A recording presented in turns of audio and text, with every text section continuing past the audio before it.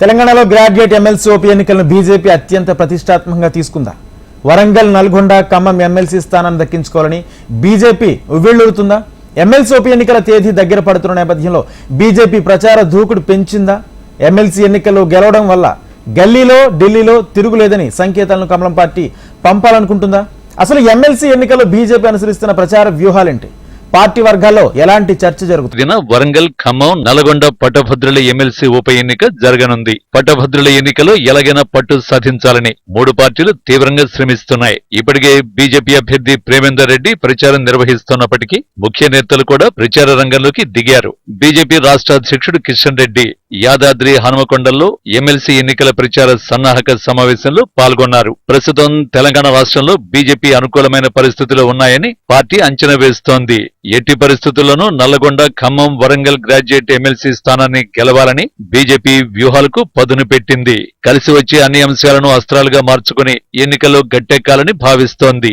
ఎన్నడూ లేని విధంగా ఈ ఎన్నికలను అత్యంత ప్రతిష్టాత్మకంగా పార్టీ తీసుకుంది.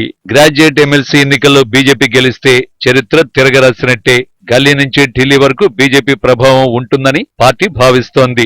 ఎంపీ ఎన్నికల్లో సానుకూల ఫలితాలు వస్తాయనే దృక్పథంతో ఉన్న బీజేపీ తెలంగాణలో కూడా పార్టీ బలోపేతమవుతుందన్న సంకేతాలను ప్రజల్లోకి పంపాలని చూస్తోంది. ప్రేమేందర్ రెడ్డిని గెలిపించడానికి క్షేత్రస్థాయిలో ఆర్ఎస్ఎస్, ఏబీవీపీ రంగంలోకి దిగినట్లు ప్రచారం జరుగుతోంది.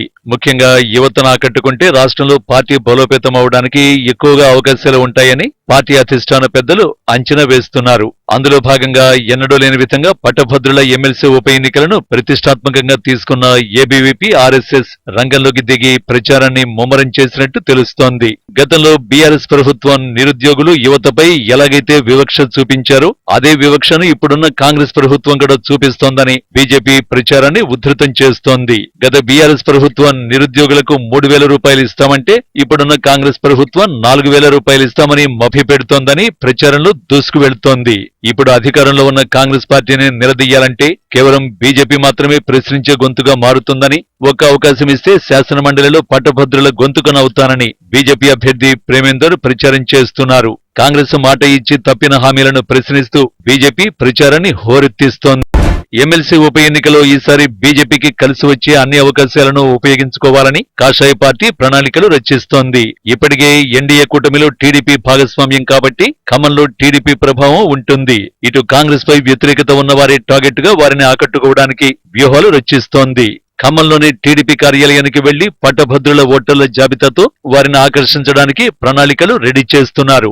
ఇక 3 జిల్లాల్లో బీజేవైఎం శ్రేణులు కూడా పట్టభద్రుల ఉప ఎన్నికలు విస్తృతంగా పర్యటించి ప్రచారం చేస్తున్నారు. ఏ ప్రాంతంలో ఎవరికి పట్టుందో అక్కడి వారితోనే విస్తృతంగా ప్రచారం చేయిస్తున్నారు. మొత్తానికి ప్రచారానికి తక్కువ సమయం ఉండడంతో ఉన్న సమయంలోనే విస్తృతంగా ప్రచారం చేయాలని బీజేపీ శక్తి వంచన లేకుండా శ్రమిస్తోంది. ప్రాధాన్యత పరంగా జరిగే పట్టభద్రుల ఉప ఎన్నికలో ఎలాగైనా గెలవాలని సర్వశక్తులు ఒడ్డుతున్న బీజేపీకి పట్టభద్రులు ఎంతవరకు మద్దతు పలుకుతారు? అధికార కాంగ్రెస్ నుంచి పట్టభద్రుల్ని బీజేపీ ఏ మేరకు ఆకర్షిస్తుందో, ఎమ్మెల్సీ ఉప ఎన్నిక జరిగే ఈ 3 జిల్లాల్లో బీజేపీ ఏ మేరకు ఓటింగ్ సాధిస్తుందో వేచి చూడాలి.